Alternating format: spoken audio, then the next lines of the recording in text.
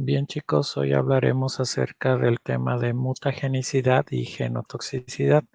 Para ello vamos a explicar algunas terminologías que vamos a utilizar durante este tema. Primero, el concepto de mutación, el cual es cualquier cambio que sea detectable en la secuencia de lo que viene siendo el ácido nucleico, ya sea DNA, RNA, y que este cambio pues puede ser heredable a lo que es las células hijas y a generaciones venideras. Este tipo de cambios en lo que es la secuencia de DNA pues nos puede dar un cambio en lo que viene siendo el genotipo. También podemos hablar de polimorfismos, que también son cambios en la que es la secuencia de DNA, pero la diferencia que existe entre un polimorfismo y una mutación es que la mutación se encuentra en menos del 1% de la población.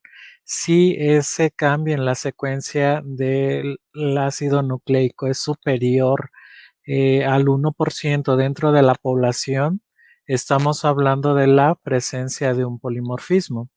Ahora bien, mutagénesis es el proceso en el cual se van a generar mutaciones, los cuales pueden ocurrir espontáneamente o pueden ser inducidas por mutágenos. Y un mutágeno lo vamos a considerar como aquel agente químico o físico que va a incrementar las tasas de mutaciones por su efecto en la estructura o metabolismo de los ácidos nucleicos. Recuerden que dentro del metabolismo de los ácidos nucleicos se encuentra todos los procesos celulares y bioquímicos que utilizan la estructura del ADN y RNA, como puede ser replicación, transcripción y demás. También vamos a utilizar el concepto de mutagenicidad, el cual se considera como una capacidad que exhibe algún agente físico o químico para inducir cambios en el material genético, ya sea, recuerden que puede ser DNA o RNA, y este puede estar ubicado en forma nuclear o en forma mitocondrial. Recuerden que pues en una célula eucariota, tanto el DNA nuclear como el DNA mitocondrial sean susceptibles de mutaciones.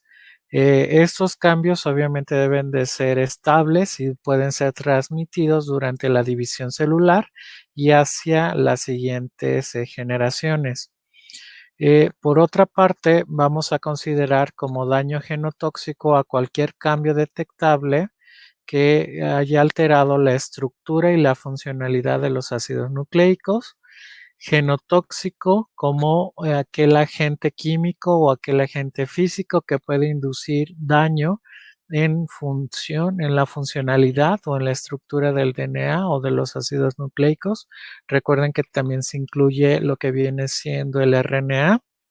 Y luego entonces la genotoxicidad la vamos a definir como la capacidad relativa que tiene un agente para ocasionar daño al material genético y que va a originar efectos biológicos adversos.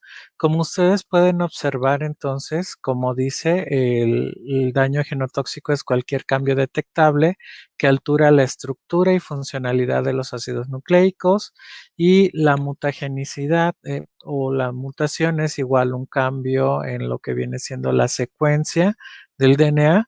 Entonces pueden existir agentes que sean genotóxicos y mutagénicos, es decir, que van a modificar la estructura del DNA por inducción de mutaciones, o puede haber genotóxicos, que es decir, que van a alterar la funcionalidad o estructura de los ácidos nucleicos sin la necesidad de inducir mutaciones. Recordemos un poco de cómo está compuesto los ácidos nucleicos. Recuerden que los ácidos nucleicos se componen de una base nitrogenada, la cual puede ser adenina, timina, citosina o guanina, la cual se encuentra unido generalmente a un azúcar. Recuerden que puede ser una desoxirribosa o una ribosa, dependiendo de la naturaleza del ácido nucleico, DNA o RNA. Y también vamos a tener la unión de un grupo fosfato. A esto, cuando está unido solamente lo que es la base con el azúcar, lo vamos a conocer como nucleósido. cuando está unido al azúcar más el grupo fosfato como nucleótido, y cuando estos se enlazan a través de enlaces fosfodiéster, pues vamos a tener lo que es el ácido nucleico. Bien. De acuerdo al efecto que va a tener las mutaciones en el organismo, las podemos clasificar de acuerdo a si a la parte que están afectando, como pueden ser células que son de tipo somáticas o germinales. Recuerden, las somáticas ya son células diploides, las células germinales son haploides, que son los gametos, ya sea óvulos o espermatozoides, y de ahí en adelante cualquier otra célula se considera como célula somática. También, dependiendo de los efectos que tengan en el organismo, podemos hablar de efectos perjudiciales o efectos benéficos o neutros. Perjudiciales si van a disminuir la probabilidad de supervivencia, benéficas si aumentan la probabilidad de supervivencia, y neutras si no alteran la capacidad de supervivencia del organismo. También vamos a clasificarlas de acuerdo al tipo de extensión del material génico que se esté realizando, se esté alterando. En genéticas, cuando estemos hablando de cambios en secuencias de nucleótidos, mutaciones de tipo genómico, que son variaciones en el número de cromosomas, y cromosómicas, que son solamente cambios estructurales de los cromosomas. Bien, aquí les presento un ejemplo de las posibles alteraciones que se pueden dar en lo que son las mutaciones de tipo puntual, es decir, aquellas mutaciones que van a estar dadas por alteración en la secuencia de nucleótidos. Primero puede haber una sustitución en la cual una base nitrogenada es sustituida por otra. Puede haber una inversión cuando el marco de lectura simplemente es colocado al revés, por así decirlo. Puede haber una translocación cuando la secuencia que se encuentra en una hebra pasa a la otra, como es este ejemplo. La otra puede ser la inserción, es decir, vamos a adicionar un nucleótido, y la otra es la delección, es decir, existe la pérdida de uno o más nucleótidos. De acuerdo a la extensión, recuerden que las podemos agrupar en puntuales o aquellas que son génicas o son considerados como mutaciones moleculares, en las cuales se van a dar por las alteración principalmente en la secuencia de nucleótidos. Puede haber un apareamiento erróneo, puede haber un aducto al DNA, puede haber la ruptura de cadena sencilla, la ruptura de cadena doble en la estructura del DNA, y todo esto lo vamos a considerar como un daño genético o un daño molecular, es decir, mutaciones génicas o puntuales. A esto, chicos, se le conoce como propiamente mutagenicidad, es decir, que se generan cambios en la secuencia del DNA. Otro es ya la alteración a nivel de cromosomas, como puede ser la generación de material extranuclear, como puede ser la inducción de un micronúcleo, que igual vamos a ver más adelante qué significa este marcador, cómo se forma y qué es lo que nos está indicando con relación a la salud. Puede haber la ruptura de cromosomas, y ya todas este tipo de alteraciones, pues las vamos a conocer como alteraciones cromosómicas. Si solamente ocurre por la ruptura de un cromosoma, hay la pérdida o ganancia en material génico de un cromosoma, y alteraciones genómicas cuando ya existe un material génico superior a un cromosoma, como puede ser un micronúcleo. A esto, que ya son alteraciones que ocurren a nivel de cromosoma o a nivel genómico, ya lo podemos instituir dentro de la genotoxicidad.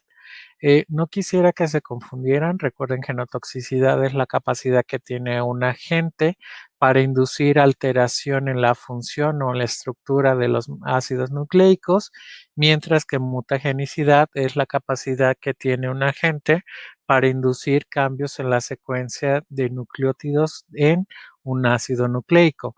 Puede haber genotóxicos que son mutagénicos, o puede haber genotóxicos que no son mutagénicos, que igual lo vamos a ver más adelante. Ahora bien, tanto la inducción de daño genotóxico o de mutaciones las podemos clasificar de acuerdo a cómo va a actuar el agente mutagénico o el agente genotóxico.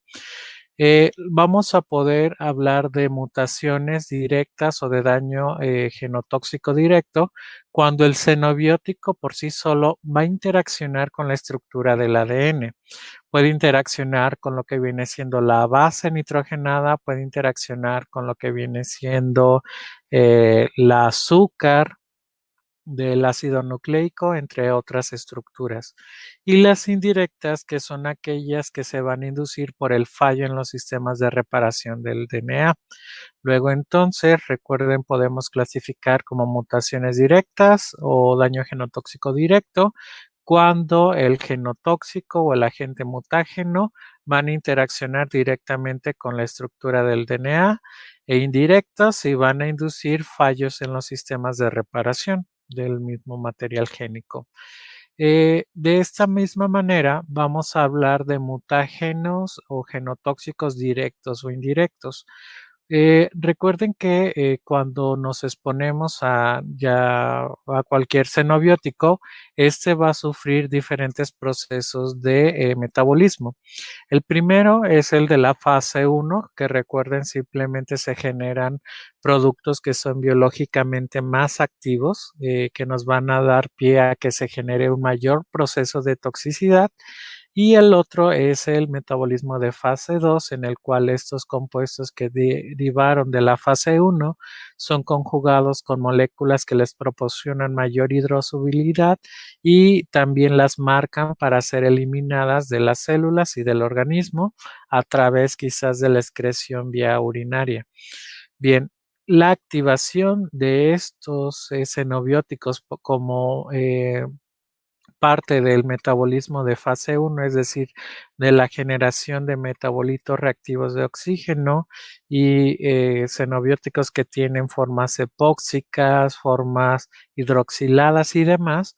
Vamos a hablar de que si estos xenobióticos requieren de este paso para inducir lo que es el efecto mutagénico o genotóxico, se van a considerar como mutagénicos o genotóxicos indirectos, es decir, requieren de una fase de bioactivación.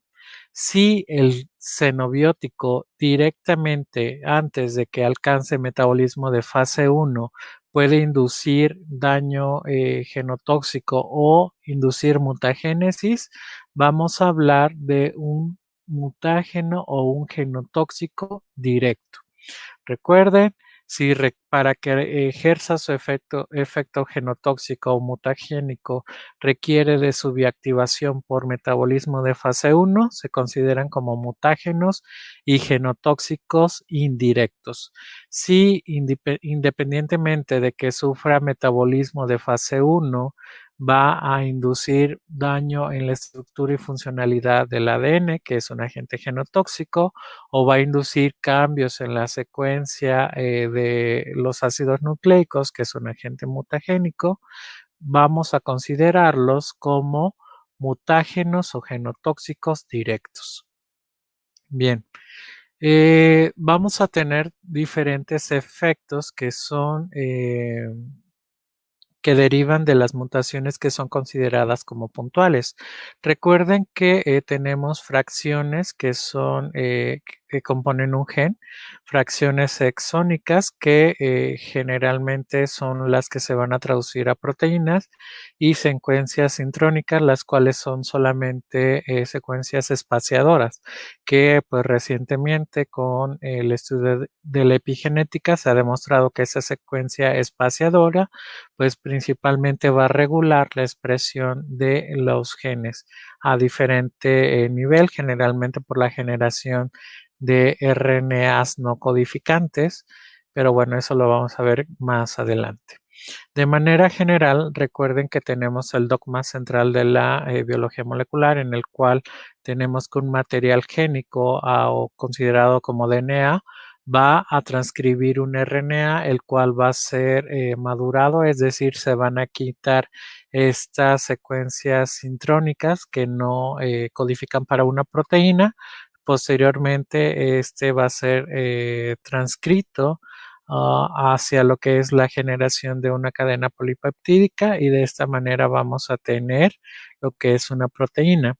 De una manera caricaturesca, pues podemos concebir como el DNA como una receta, el RNA como el cocinero y posteriormente el producto sería ya la proteína. Bien, ¿qué efectos pueden tener las mutaciones que son consideradas como puntuales? Bueno, sí, primero debemos de observar dónde cae este tipo de mutaciones. Primero, si cae en región no codificante o región codificante, o lo vamos a considerar como una mutación silenciosa. Si cae en DNA codificante, vamos a tener mutaciones que son neutras o sin sentido, cuando recuerden que el material génico es un tanto degenerado en el sentido de que varios codones diferentes nos pueden dar el mismo aminoácido o podemos tener una mutación efectora cuando va a caer en el DNA codificante, va a haber una alteración en el codón que se genere de manera natural y de esta manera va a generar alteraciones en las proteínas. Este tipo de efectos son los que pueden tener sobre las proteínas. ¿Cómo nos vamos a preguntar si efectivamente tienen o no efecto? Generalmente se decía que si caía en DNA que no era codificante y DNA no regulatorio, pues no tenía un efecto. Si caía en codificante, pero este generaba el mismo aminoácido, pues se decía que realmente no tenía un efecto. Y otra es que si cae en DNA codificante y genera una alteración, pues aquí sí habría un efecto sobre las proteínas. ¿Qué es lo que pasa cuando cae una mutación en lo que viene siendo regiones no codificantes y no regulatorios? Recuerden que cuando se lleva a cabo lo que es la maduración del RNA mensajero, se deben de eliminar lo que son los intrones.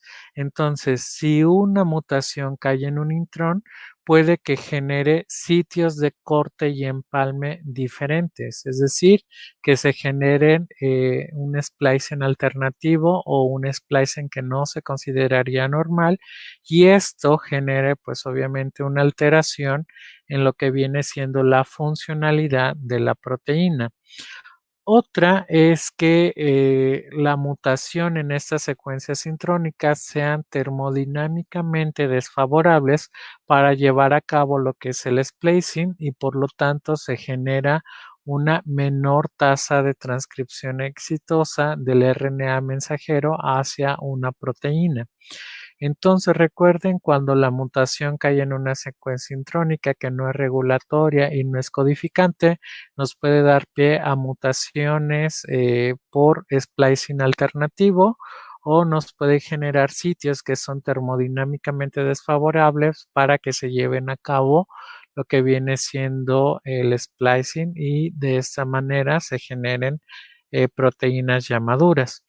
La otra, recuerden que muchos de este DNA no codificante, pero que sí se considera como DNA regulatorio, es el hecho de que estos van a caer en secuencias que van a controlar su unión con lo que viene siendo factores de transcripción. Recuerden que generalmente tenemos un promotor, un potenciador y ya tenemos lo que es el inicio del gen. Bien, si cae una mutación en este sitios de promotores, pues promoverán que los sitios de unión hacia lo que viene siendo factores de transcripción no sean de manera consenso, no sean reconocidos y por lo tanto los factores de transcripción no se unan y por ende no va a haber una síntesis de RNA y por consecuencia, los niveles de la proteína también se van a ver disminuidos. En este caso, aquí se muestra lo que viene siendo diferentes mutaciones que se realizaron. Esta es una secuencia consenso de extractos nucleares de la línea celular GEP-G2. Acá tenemos un anticuerpo para ver si hay un reconocimiento del factor de transcripción y los diferentes factores de transcripción. Aquí vemos en el carril 1 cuando solamente está la sonda, pero no hay el extracto nuclear y no hay lo que viene siendo el anticuerpo, pues no vemos la presencia del factor de transcripción SP1. Cuando colocamos el extracto nuclear, vean que aquí en esta banda nos está indicando que lo que es el factor nuclear de transcripción SP1 está reconociendo esta secuencia y por lo tanto se está uniendo hacia lo que viene siendo esta secuencia de DNA. Posteriormente colocamos un anticuerpo que va en contra de CP1 y recuerden que en una electroforesis las moléculas más pesadas se van a quedar en la parte superior y las más ligeras van a migrar con mayor facilidad y por ende se van a ubicar en las zonas inferiores. Aquí esta banda nos está indicando que está existiendo el reconocimiento del factor transcripcional SP1 y por lo tanto existe una mayor alentamiento de lo que viene siendo la migración a través de la electroforesis. Es decir, aquí se comprueba que el factor SP1 se encuentra presente y que ha reconocido a la secuencia C. ¿Qué pasa cuando esto se cambia por una mutación y se cambia lo que viene siendo la secuencia de citosina por una tamina? Pues lo que observamos es cuando está la tiamina, pues el extracto nuclear, como ustedes pueden observar, esta mancha nos está indicando que es menor a esta otra. Por lo tanto, podríamos concluir que el factor de transcripción SP1 no se encuentra unido tan eficazmente cuando hay una timina en comparación de cuando existe un cambio por citosina. Cuando se coloca igual el anticuerpo anti-SP1 vemos el retardamiento, pero pues no observamos que la fracción se vean de la misma intensidad. Y ya esto expresado en una gráfica de barras, pues podemos observar que el factor ha reconocido más la secuencia cuando se encuentra citosina que cuando se encuentra tiamina. Por lo tanto, aquí lo que está generando esta mutación es una menor unión de los factores de transcripción y por ende podríamos esperar que existiera menor nivel de proteína. Bien, ahora, ¿qué es lo que pasa cuando este tipo de mutaciones caen en DNA codificante? Pues vamos a tener mutaciones que son efectoras cuando el cambio de lo que viene siendo la secuencia de nucleótidos nos van a dar un diferente codón de transcrito y por lo tanto vamos a tener un diferente aminoácido. A esto se le conoce como mutación efectora, es decir, hay un cambio en lo que viene siendo el aminoácido. Recuerden que diferentes aminoácidos llegan a tener propiedades similares. Si esto se mantiene, puede que no exista un cambio radical en lo que viene siendo la proteína. Sin embargo, si son, por ejemplo, si este cambio de aminoácido afecta lo que es el sitio catalítico de una enzima, pues podríamos esperar que una mutación nos condujera a un cambio en lo que viene siendo las cinéticas enzimáticas para un sustrato en específico. La otra es que se generen proteínas truncadas. Esto se genera porque el cambio del nucleótido va a generar un codón de paro y esto va a promover que se genere una proteína que sea de una estructura truncada, es decir, no se completa lo que es la secuencia proteica porque existe este codón de paro. Ahora bien, Hay algunas que son consideradas como mutaciones sin sentido. Ya les comentaba yo que el material génico se considera que es degenerado porque diferentes tripletes nos pueden dar el mismo aminoácido. Por ejemplo, en este caso, un triplete UCA y el triplete UCG nos codifican para el mismo aminoácido que es la serina. Por lo tanto, si al final el aminoácido que se genera de la mutación es el mismo que el original, lo vamos a considerar como una mutación sin sentido. ¿Qué pasa si tenemos un cambio por un aminoácido cuya estructura es muy similar y no afecta la función de la proteína? Pues a este tipo de mutaciones los vamos a considerar como mutaciones de tipo neutro. En este caso viene ejemplificado por el cambio de una leucina por isoleucina. Estos dos aminoácidos tienen estructuras muy similares, por lo tanto su cambio por uno u otro, pues no generan tantas modificaciones en lo que viene siendo la acción de la proteína. Y por ende estaríamos hablando de una mutación de tipo neutra de xenobióticos. Para empezar, recuerden que varios de estos xenobióticos van a generar lo que viene siendo metabolitos más reactivos. Recuerden que si son los metabolitos reactivos los que van a inducir el daño, a esto los vamos a considerar como agentes genotóxicos o agentes mutagénicos indirectos.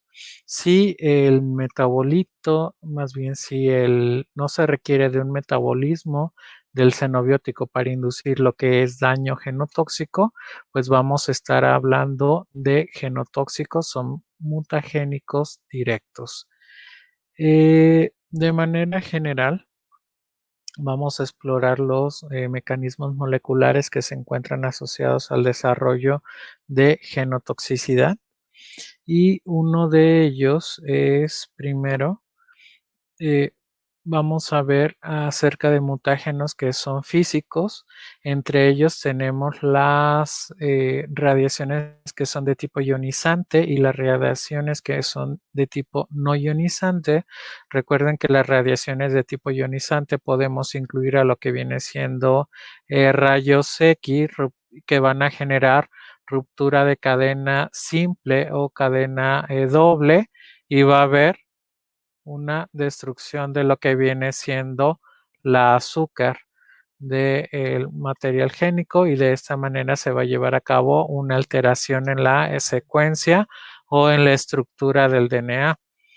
También vamos a tener radiaciones no ionizantes o de ionización baja, en el cual va a existir, por ejemplo, luz UV, y de esta manera se van a generar algunos procesos como pueden ser los dímeros de tiamina.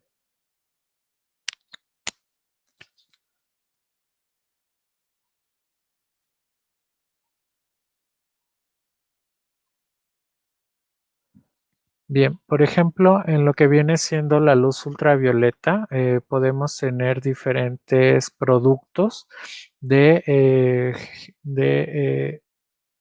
dímeros de tiamina. Uno de ellos es el ciclobutano dímero, en el cual lo único que pasa es que se genera suficiente energía para romper estos enlaces entre los carbonos. Recuerden que los carbonos tienden a tener 4 enlaces para tener una mayor estabilidad, y pues de esta manera se genera una energía suficiente que va a proporcionar suficiente, valga la redundancia, energía para romper este tipo de enlaces, y se generan algunas estructuras que pueden conllevar al paso de generación de mutaciones. De esto es lo que se representa. Aquí tenemos a lo que son timina y una timina ya ausente. Aquí observamos los 4 enlaces que tiene los carbonos. Vean que tiene uno hacia el nitrógeno, otro hacia un hidrógeno y un doble enlace hacia un carbono adyacente. Bien, cuando llega lo que viene siendo la luz UV, se generan fotones que son capaces de proporcionar energía necesaria para romper estos dobles enlaces carbono-carbono.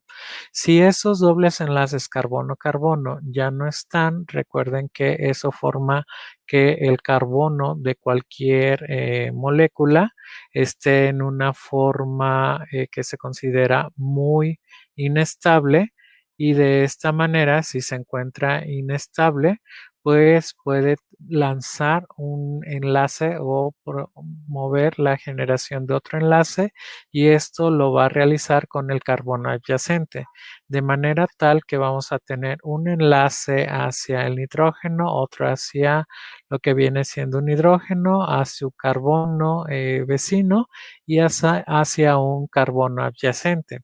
De esta manera se forma algo que se considera como anillo ciclobutano. El anillo ciclobutano es una de las mutaciones que ustedes van a poder observar cuando existe una radiación por UV. La otra es la generación de fotoproductos en los cuales no existe un doble enlace, sino más bien igual aquí se rompe este enlace, pero vean que acá los carbonos adyacentes ganan un grupo hidroxilo. Esa ganancia de este grupo hidroxilo, recuerden que los grupos hidroxilo nos están indicando hidroxilación y nos pueden indicar igual la generación de oxidación. De esta manera, aquí ya contamos con 4 enlaces hacia lo que viene siendo este carbono, pero este carbono solamente quedaría con 3 enlaces. Para completar los 4 enlaces que son necesarios, pues lo que se realiza es un enlace al carbono vecino, y de esta manera se genera algo que se conoce como pirimidona. Estos dos tipos de alteraciones en lo que viene siendo la estructura, cuando se lleva a cabo lo que es la replicación o la transcripción, lo vamos a ir a leer como maquinaria celular como un cambio en la secuencia, y por lo tanto se va a generar una mutación. También, como aquí hay un cambio en la estructura de lo que viene siendo la base, pues estamos hablando de un daño genotóxico. Recuerden, existen genotóxicos que son mutagénicos y genotóxicos que no son mutagénicos.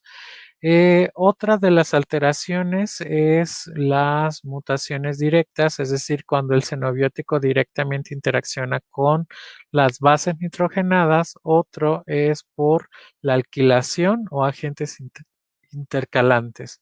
Una alquilación es la adición de un grupo funcional hacia lo que viene siendo una estructura del DNA, y también tenemos eh, lesiones de agentes intercalantes. Los agentes intercalantes, como su nombre lo dice, se pueden intercalar entre el esqueleto de lo que viene siendo el azúcar con la base nitrogenada, o pueden intercalarse en lo que viene siendo el surco mayor o surco menor del DNA, y de esta manera generar alteraciones en la topología del DNA.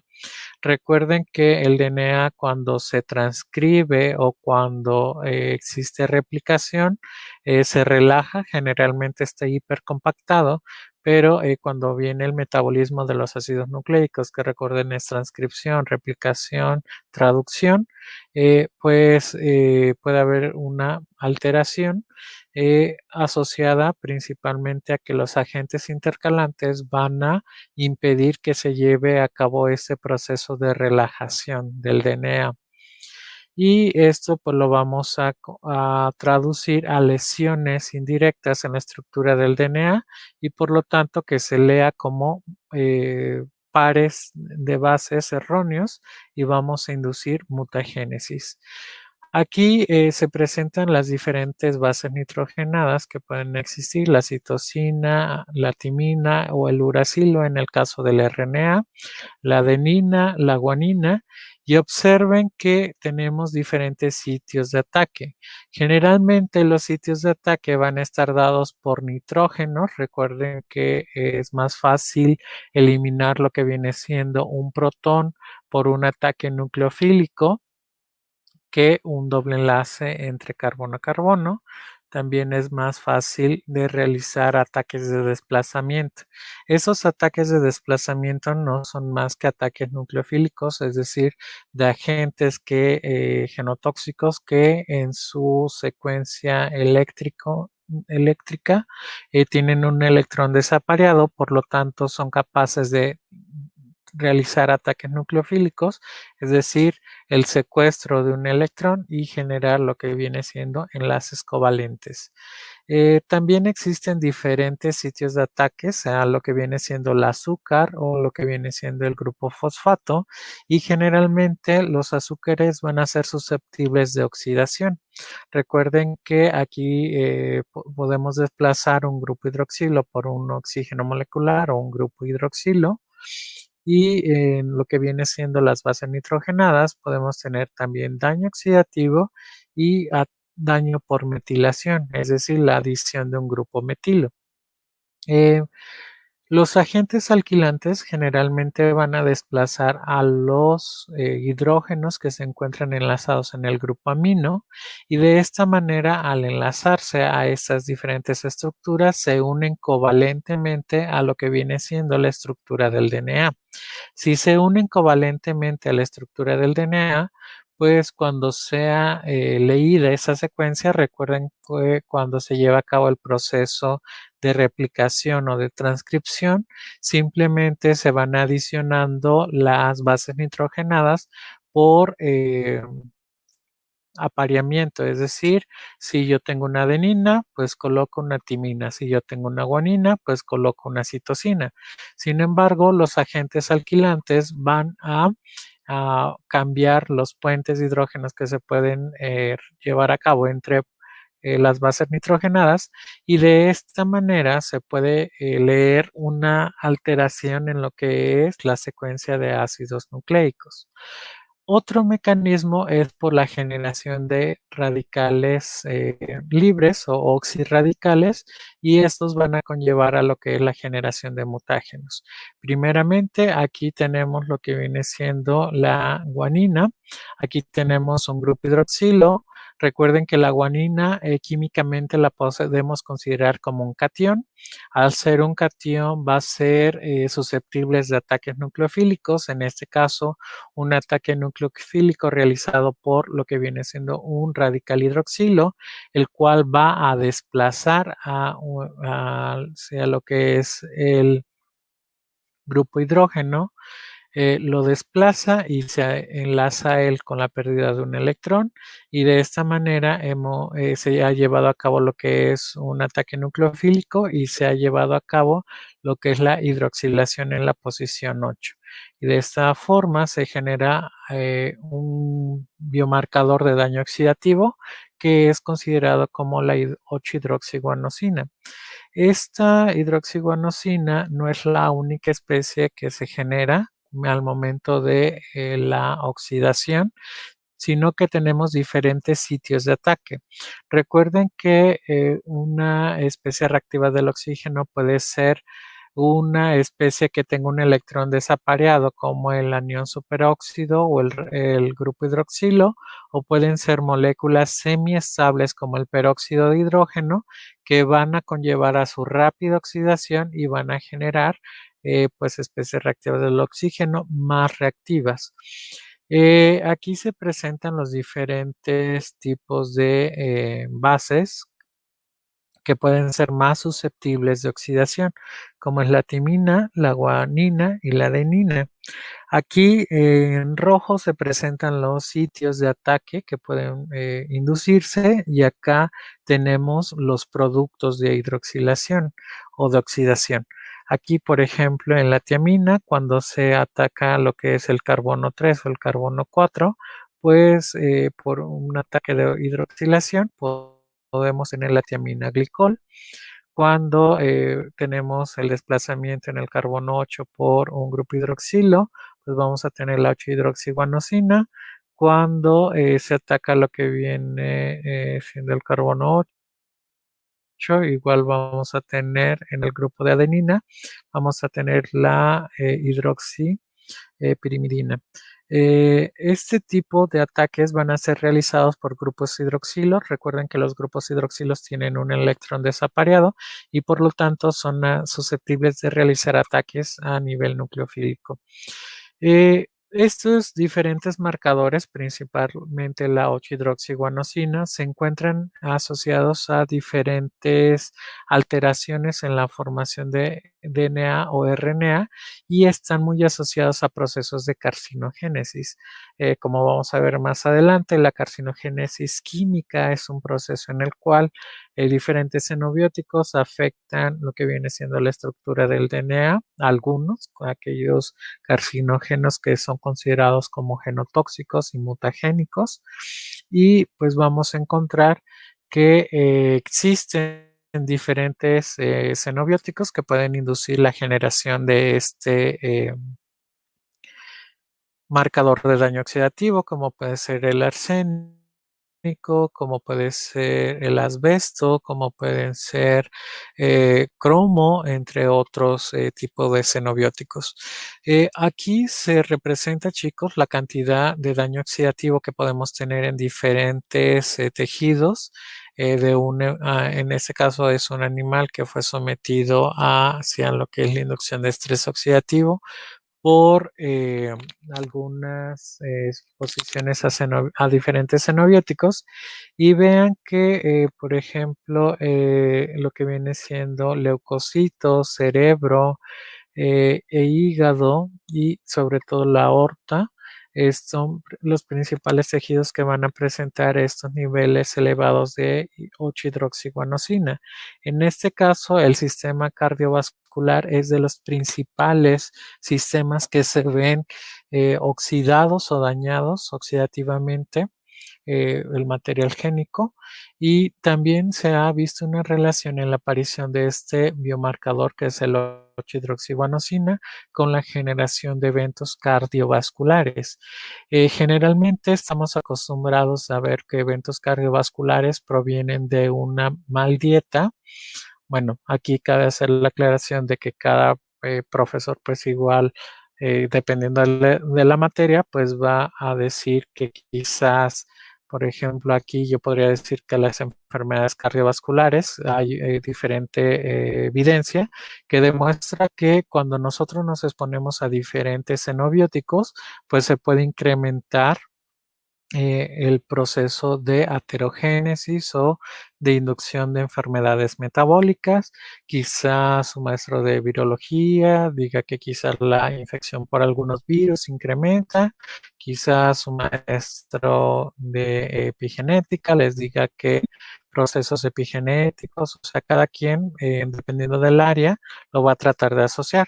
En este caso, la mayoría de los xenobióticos son capaces de inducir alteración a nivel de daño oxidativo en el material génico y por ende también se ha visto una relación, al menos epidemiológica y de animales en estudios in vivo, que demuestran que la exposición hacia determinados xenobióticos pues también se encuentran asociados con el desarrollo de infartos. Bueno, esto es lo que viene siendo el proceso de mutagénesis. Sin embargo, existen diferentes daños hacia lo que es el DNA que no precisamente tienen que ver con la inducción de daño por mutágenos. En este caso puede haber la ruptura de cadena simple, como es en este caso, en el cual se ha eliminado tanto la base nitrogenada como el azúcar, como el enlace fosfodiéster en una sola cadena. Puede haber esta misma pérdida en doble cadena. Puede generar la unión del DNA con proteínas. A esto se le conoce como crosslinking, en el cual se ha generado una alteración de unión del DNA con una proteína, lo cual va a impedir la replicación o la transcripción. También puede haber complejos de lesión en el cual puede haber sitios apurímicos o apirimidínicos, es decir, en el cual la base se ha perdido, apurímico de purinas, apirimidínicos de pirimidinas, dependiendo del tipo de base que haya sido sustituida. Puede perderse solamente el azúcar y no perderse lo que es el esqueleto de la base nitrogenada. También puede haber la generación de dímeros de pirimidinas, como son las tiaminas, que los acabamos de ver, y diferentes alteraciones en lo que viene siendo la estructura. A estas alteraciones en las cuales no se incluye modificaciones en la secuencia de DNA se le conoce como daño genotóxico no mutagénico. Es decir, no hay una alteración en la secuencia del DNA, pero sí hay una secuencia en la estructura, como puede ser por la interacción con una proteína que se ha unido covalentemente al DNA, por la ruptura de cadena doble o cadena sencilla, o por la pérdida de la base nitrogenada o del azúcar. Bien, yo les comentaba hace un momento que las especies reactivas del oxígeno van a generar principalmente la oxidación de las bases nitrogenadas. En este caso, pues la guanina, recuerden que químicamente es un catión, por lo tanto las especies reactivas del oxígeno, que es por sus siglas en inglés, van a promover el daño oxidativo. Este daño oxidativo pues va a tener que ser reparado y al momento de ser reparado pues se puede generar un daño mayor. Recuerden que muchas veces los procesos de reparación o de bioactivación pues van a generar un daño mayor. En este caso, la mutagénesis está dada por los sistemas de reparación del ADN.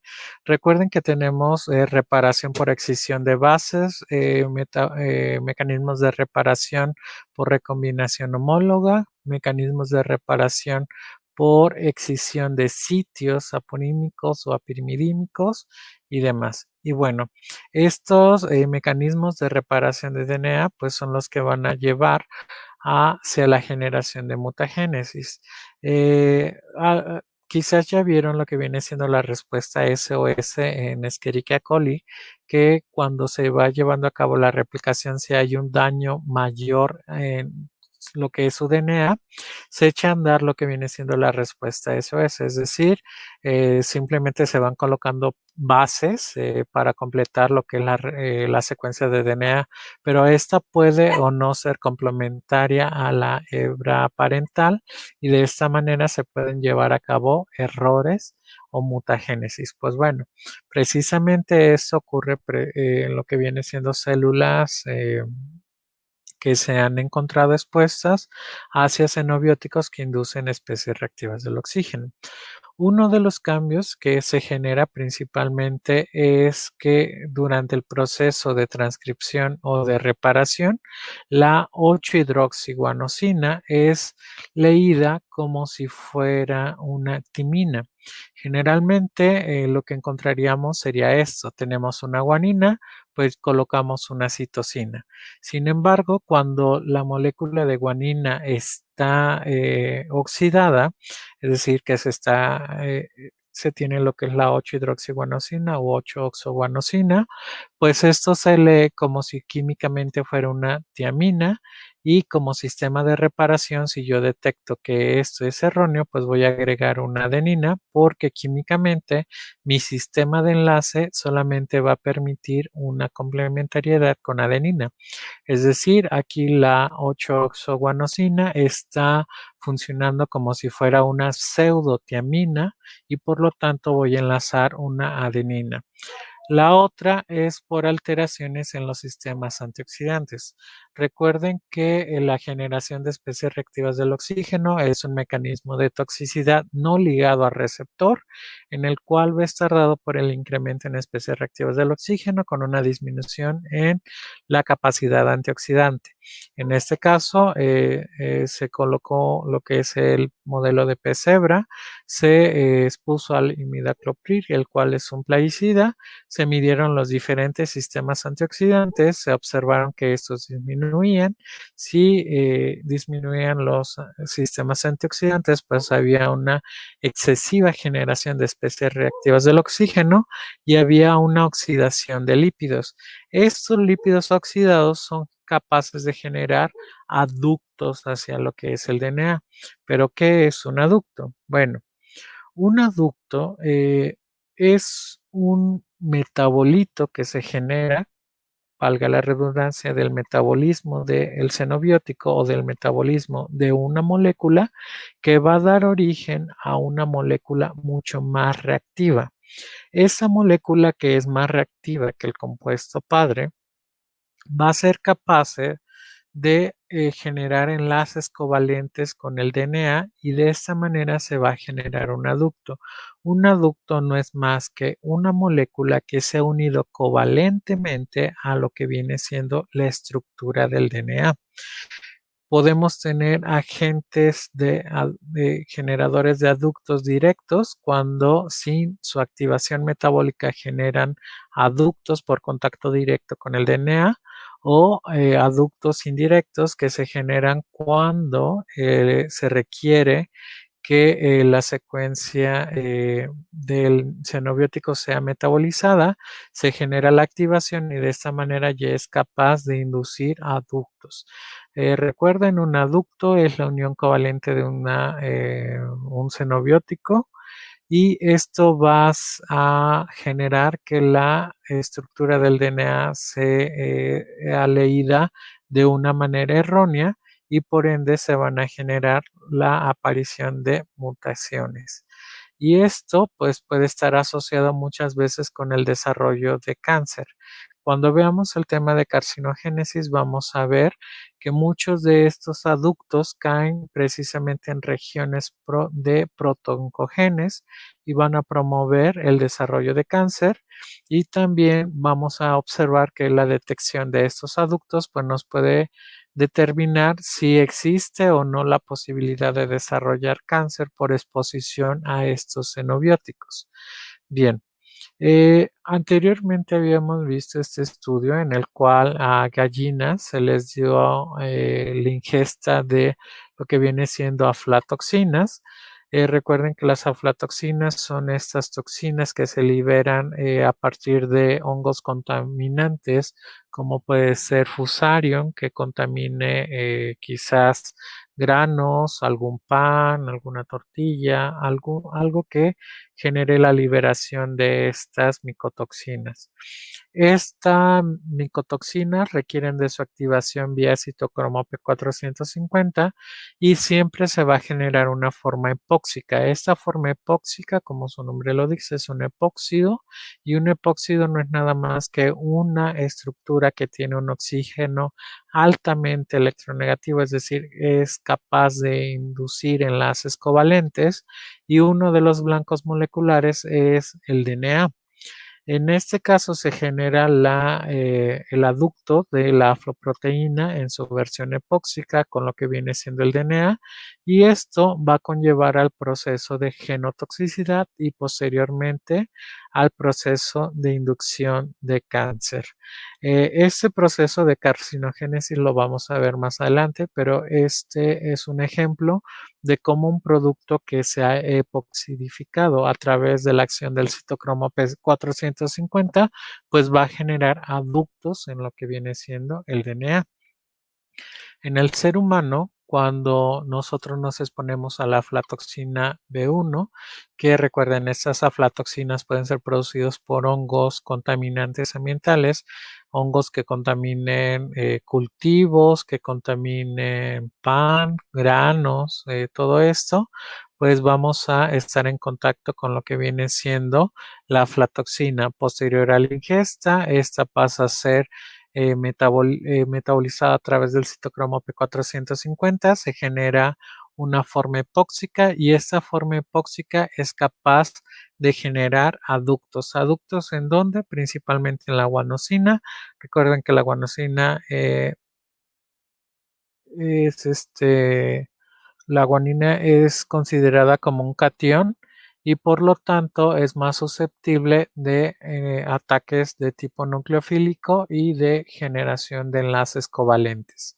De esta manera, esta forma epóxica ha generado un enlace en lo que viene siendo el ADN y de esta manera se genera aductos hacia el DNA. Estos aductos al DNA pueden interferir con lo que viene siendo la replicación o con lo que es la transcripción y van a ser leídos como una base por otra. Es decir, recuerden que si originalmente yo tenía una guanina, pues la voy a cambiar por una timina o la voy a cambiar por una adenina o por una citosina.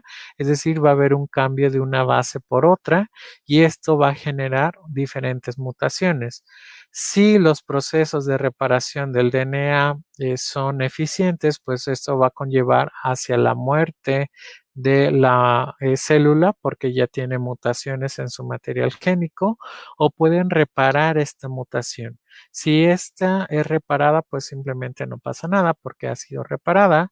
Si el daño es excesivo e irreparable, se puede conllevar a lo que son apoptosis o necrosis, es decir, se muere por el bien de todo el organismo esa célula mutada. Pero si no, si hay un incremento en las mutaciones y estas van siendo heredadas, al final vamos a tener células cuyo material genético ya no es muy similar al normal. Es decir, porque hay diferentes pasos de mutaciones y por lo tanto puede que se lleve a cabo un proceso de carcinogénesis. Pero es igual, lo vamos a ver un poco más adelante. Aquí lo que se trata de ejemplificar es que las versiones epóxicas de algunos xenobióticos son capaces de generar lo que viene siendo forma de ataque por unión covalente hacia el DNA y genera lo que viene siendo aductos. Y estos aductos pues van a generar más mutaciones y esto va a generar procesos de carcinogénesis.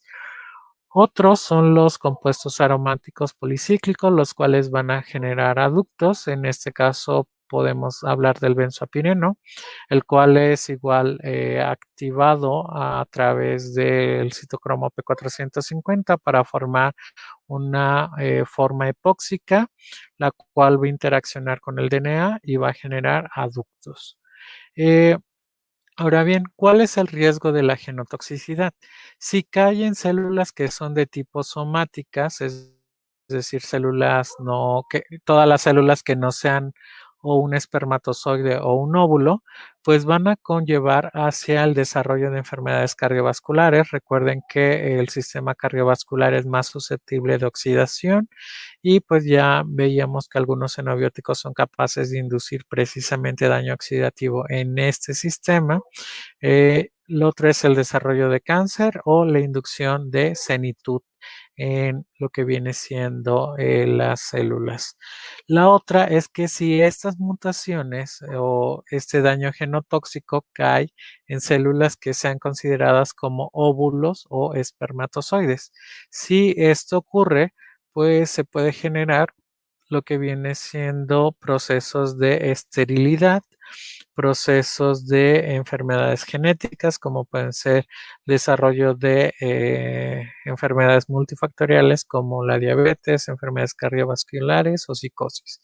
Existen algunas que también son multifuncionales, como pues la diabetes, enfermedades cardiovasculares y demás. ¿Cómo es que se genera esto? Pues recuerden que se genera a través de la inducción de especies reactivas del oxígeno, por la alteración directa en la estructura del DNA y demás. Una vez que se ha llevado a cabo lo que es el daño hacia lo que es el DNA, puede que ocurran dos diferentes procesos. Uno es de tolerancia al DNA mutado. Si existe tolerancia al daño, pues simplemente va a iniciar una mutación en lo que viene siendo la funcionalidad de la célula y esto puede conllevar hacia el desarrollo de cáncer porque existe una promoción, es decir, ya existe un daño en una célula. Esto puede proliferar, es decir, una célula dañada se empieza a dividir y esto nos genera más células dañadas y por lo pronto nos podría generar un proceso de carcinogénesis. Sin embargo, si las células que han sido dañadas se reconocen como células dañadas, pues se conlleva hacia lo que es la autofagia o la eliminación por el sistema inmune y pues digamos que no pasa nada. La otra es que el daño celular que se ha generado en el DNA induzca mecanismos de reparación que se lleven a cabo ciclos de checkpoint, es decir, que se cheque la integridad del DNA. Recuerden que antes de que una célula inicie con la división celular existen diferentes puntos de checkpoint donde se garantiza que la estabilidad del material génico sea la idónea y si no es así, pues se conlleva lo que es apoptosis o autofagia. De esta manera se protege al organismo del desarrollo de un cáncer. Bien, ¿cómo vamos a evaluar la acción mutagénica? Primero debemos de clasificar las diferentes tipos de técnicas que existen, que igual las vamos a ver un poco más adelante para evaluar el daño genotóxico. Aquí vamos a hablar solamente de la evaluación por mutágenos, más bien la evaluación de mutágenos. Y primero debemos de preguntarnos qué es lo que vamos a investigar.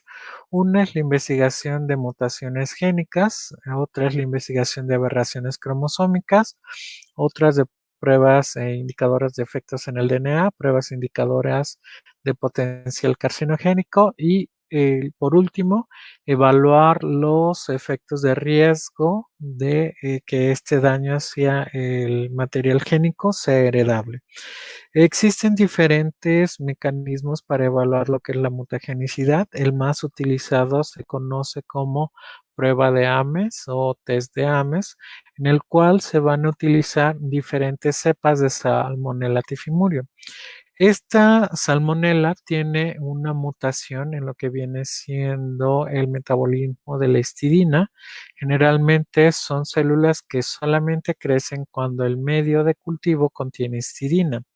Por lo tanto, si no existe histidina en lo que es el agar, que les va a dar soporte a estas bacterias, pues simplemente la bacteria no crece.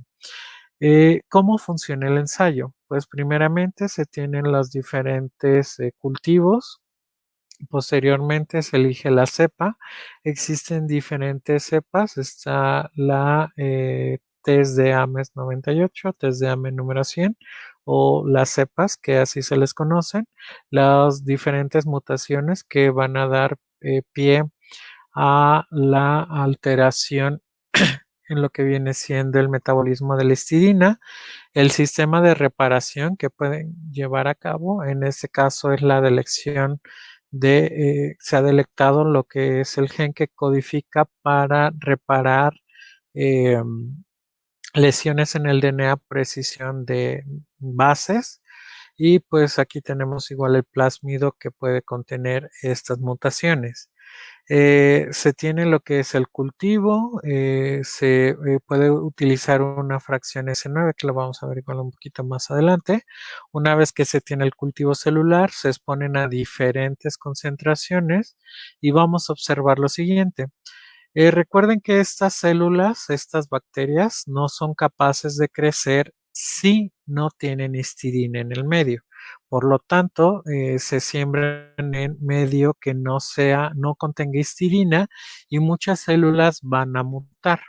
Es decir, células que espontáneamente vuelven a tener la capacidad de metabolizar la histidina, por lo tanto comienzan a crecer independientemente de que el medio de cultivo contenga histidina. Luego vamos a tener aquellas cuyo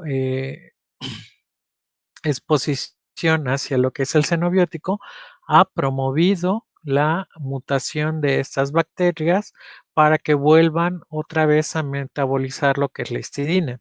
Si otra vez vuelven a metabolizar lo que es la histidina, pues vamos a ver que estas bacterias van a crecer.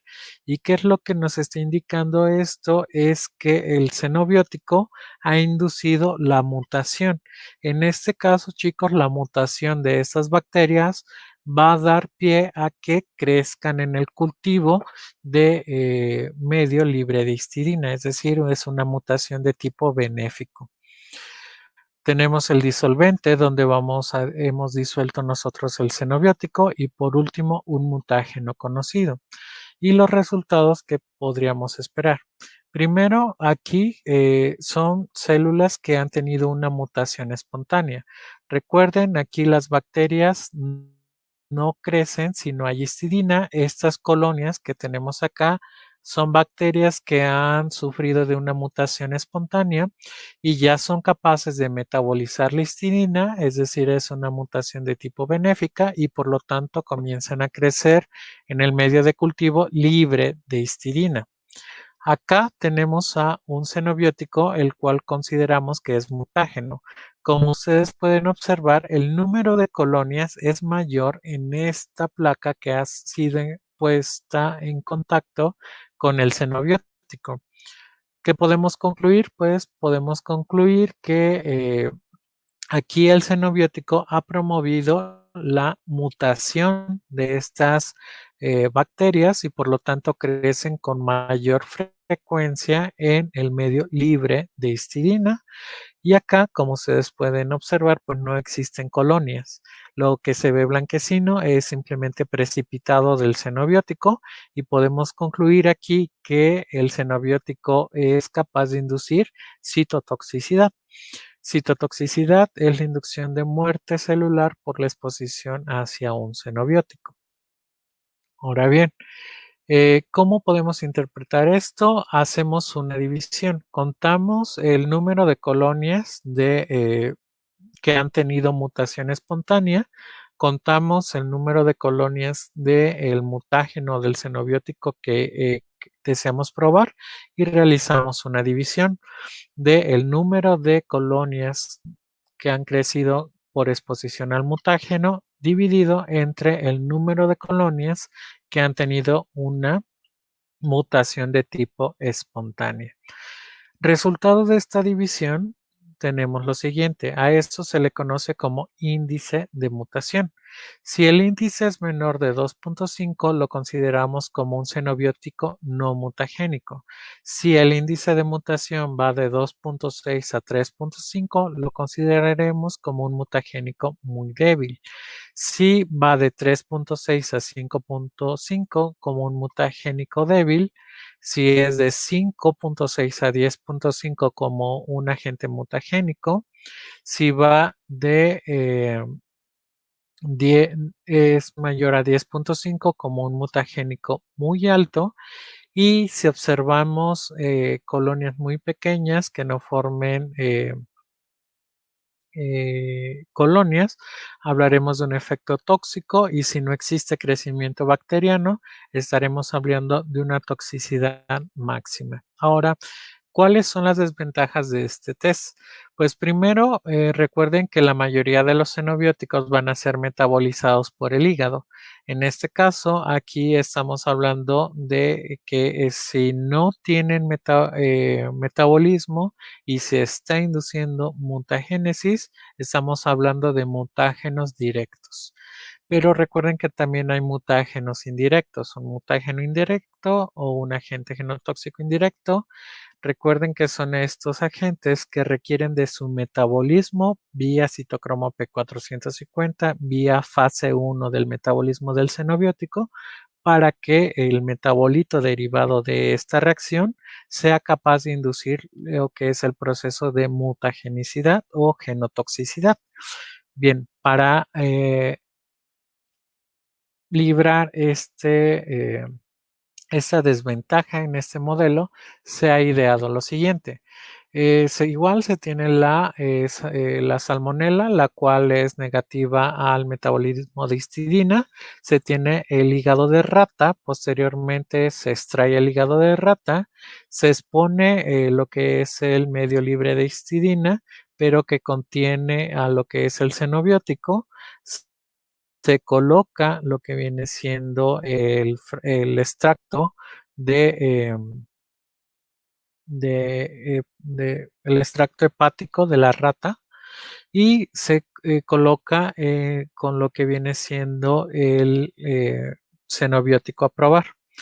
Aquí el extracto hepático va a generar metabolismo de fase 1. Si no se generan colonias, es decir, que no se genere el crecimiento de la bacteria, pues podemos concluir que no es un mutagénico indirecto o no es un agente mutagénico. Sin embargo, si aquí hay crecimiento, cuando se le agrega el extracto de hígado de la rata, pues podemos concluir que es un mutágeno indirecto, ya que requiere de metabolismo de fase 1 para que se lleve a cabo el potencial mutagénico. Y de manera general, chicos, vamos a tener lo siguiente.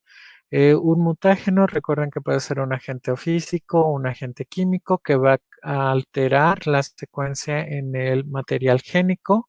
Eso por su reactividad con las bases del DNA puede generar un daño menor. Si es un daño menor, va a ser reparado.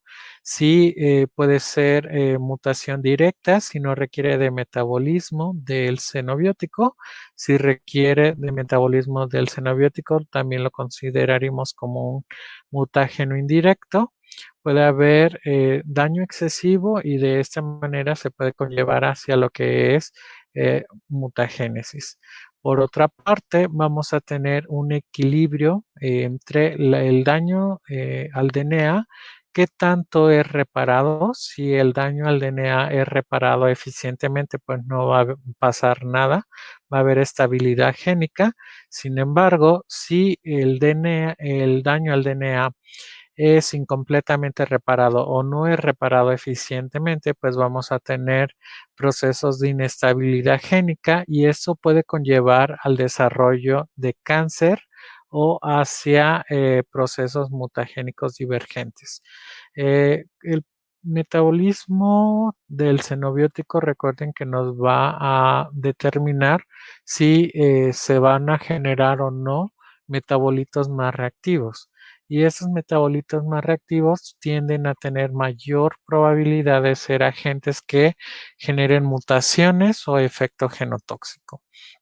Igual, dudas que llegan a tener, pues las podemos contestar en clase o vía una sesión de Meet y por lo pronto es todo, chicos. Hasta la próxima.